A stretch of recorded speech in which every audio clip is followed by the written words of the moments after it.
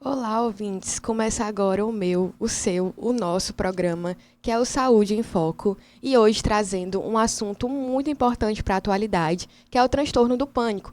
Então, eu trouxe aqui duas pessoas maravilhosas para trazer sobre esse assunto para vocês. O meu nome é Clara e eu trouxe hoje a Fernanda, nossa psicóloga, Oi. e a Beatriz, a nossa pessoa que convive com o transtorno. Beatriz, conta um pouquinho para a gente como é. Oi, Clara. Conto sim, né? Primeiro contextualizando, novamente eu sou a Beatriz, eu tenho 25 anos, sou mãe, sou esposa, sou filha, sou estudante, sou estagiária trabalhadora. Ela é E- completa. sou completa. Então, assim, no início, né, eu comecei a ter crises de ansiedade muito forte. Eu tinha muita palpitação, né? Eu tinha muito medo, tinha medo de tudo. Eu tinha medo de ir na esquina, se fosse necessário comprar alguma coisa. Que eu ia na esquina, eu ia muito rápido, olhando para um lado, olhando para o outro. Qualquer moto que se aproximava de mim, eu já ficava em pânico mesmo, assim, das pernas tremerem. E eu não conseguia sair do lugar. E esse medo, né, intenso, muito frequente. E aí eu achei que fosse algum sintoma físico mesmo. Eu pensei que eu estava com alguma coisa. E aí eu fui no hospital. E chegando lá no hospital, eu fiz todos os exames, né? E deu tudo ok, não tava com nada. Muito estranho, muito esquisito, mas segui a vida, né? E isso continuou. Até que eu busquei ajuda profissional mesmo, assim, o que eu precisava, né? Eu imagino quão assustador deve ter sido, né? O quão ruim. E agora eu vou pedir um pouco para a Fernanda nos contextualizar sobre um pouco sobre o que seria o transtorno do pânico. Pronto, muito prazer, boa tarde. Estou muito feliz aqui de estar participando desse podcast aqui com vocês. Isso é um assunto muito importante, muito atual, né? E sim, Clara, o transtorno de pânico, ele é um transtorno de ansiedade, certo? Onde a pessoa, o meu paciente, o paciente, ele vai ter crises contínuas, né, do transtorno, crises contínuas do transtorno de pânico. Nos sintomas, podem ser sudorese, há muitos sintomas, tá? Mas os principais dele, onde o paciente mais se queixa, sudorese, tremores, a visão embaçada, sensação de sufocamento, palpitação no coração, uma arritmia, o paciente diz que, meu coração vai parar, eu vou morrer, essa sensação iminente de morte, de falta de controle, tô perdendo o controle, eu vou ficar louca. Então, isso aí tudo faz parte, mais outros sintomas do transtorno de pânico. Há uma diferenciação entre o transtorno de pânico e também como a crise de ansiedade, só para deixar o pessoal de casa ciente, que é o quê? Na crise de ansiedade, geralmente esse paciente, quando vem com essa queixa até a emergência, a urgência ou consultório, há um gatilho, há um contexto ali. Na questão do transtorno de pânico, já não há gatilho, não há um contexto. São fatores ali físicos que geram fora de contexto, né? Então, o paciente ele começa com uma crise aqui, outra acolá, não é tratável, não procura ajuda. Quando vê, já está uma coisa tão repentina, tão corriqueira, né? Esse transtorno, que o paciente ele já entra o que chamamos de isolamento social. Ele já não quer sair, já não quer mais sair com os amigos, já não quer mais sair com os familiares, porque para ele todo aquele ambiente ali vai ser propício a ele sentir aqueles sintomas físicos que ele não quer. Então, ele já vai ali recuando, né, e entrando nessa fobia social. Bom, a Fernanda já explicou um pouquinho, né, sobre o que é o transtorno do pânico. E a Beatriz também já falou que ela procurou, né, ajuda, foi na UBS, foi na emergência. E quando você viu que não era nada, biologicamente falando, né, nada físico, como foi receber o diagnóstico de transtorno do pânico?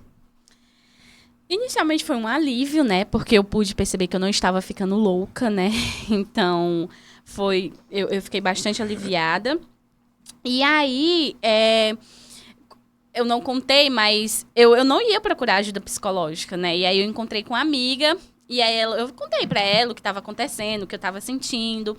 E aí ela falou, mas tu não procurou nenhum outro tipo de ajuda, um psicólogo, um psiquiatra? E eu disse que não, que eu achava que não havia necessidade, né? Sendo que eu estava já numa situação que eu me isolava, como a Fernanda falou, eu me isolava, eu evitava sair de casa porque eu tinha medo. Então toda vida eu inventava uma desculpa, hoje eu não posso, tenho que, enfim, dobrar a roupa, tenho que arrumar a casa, né?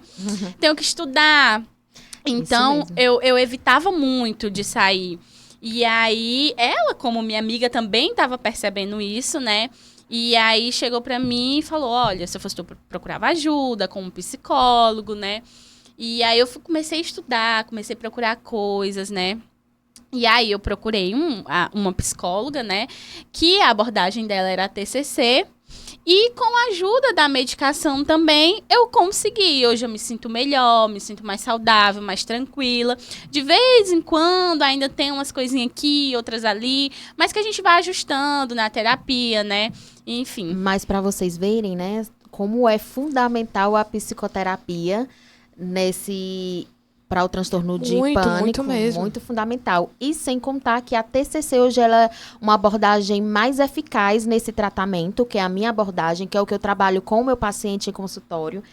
E também não só a psicoterapia, mas também tem alguns pacientes que vão sim precisar do medicamento, tanto ansiolítico como antidepressivo.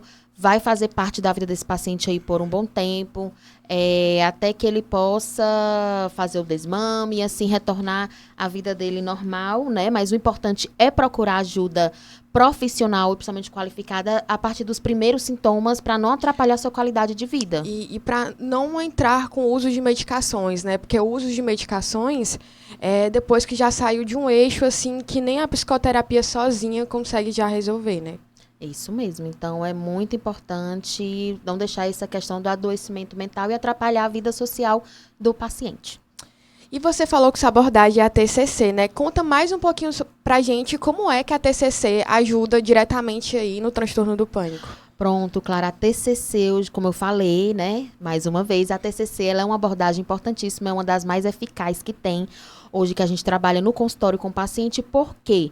Porque no consultório, o meu paciente, quando ele me procura, eu vou trabalhar essa identificação de pensamento, eu vou ensinar o meu paciente como ele a identificar esse pensamento de morte, né, iminente de morte, eu vou morrer, vou perder o controle, vou ficar louca. Então, vai saber identificar e separar o que é um pensamento catastrófico do que não é. E também eu vou trabalhar com esse meu paciente a reestruturação cognitiva, que é o quê? Vamos tirar esse pensamento catastrófico aqui, vamos colocar um pensamento equilibrado, um pensamento alinhado aqui com o que realmente está acontecendo, né? E também, como acontece com a Beatriz do isolamento social, né? O isolamento social, no isolamento social, a gente vai fazer o quê? Vai ser algo gradual. Eu vou colocar esse paciente para ir aos poucos voltando para a sociedade. Tem a psicoeducação, que esse paciente ele vai saber lidar com os pensamentos, emoções, sentimentos, e assim vai ter a prevenção de recaídas. Gente, fico muito grata pela presença de vocês duas, tanto da Fernanda, que é um ótimo profissional, quanto a Beatriz, Obrigada. que está lidando muito bem com isso. Parabéns, Beatriz, por isso. E quero agradecer vocês por ter nos ouvido até aqui. E ficamos por aqui. Eu agradeço novamente as duas. Obrigada. E a vocês que escutaram até aqui e sentem algum desses sintomas, procurem ajuda. Saúde mental não é brincadeira. Vamos nos cuidar e tchau! Tchau!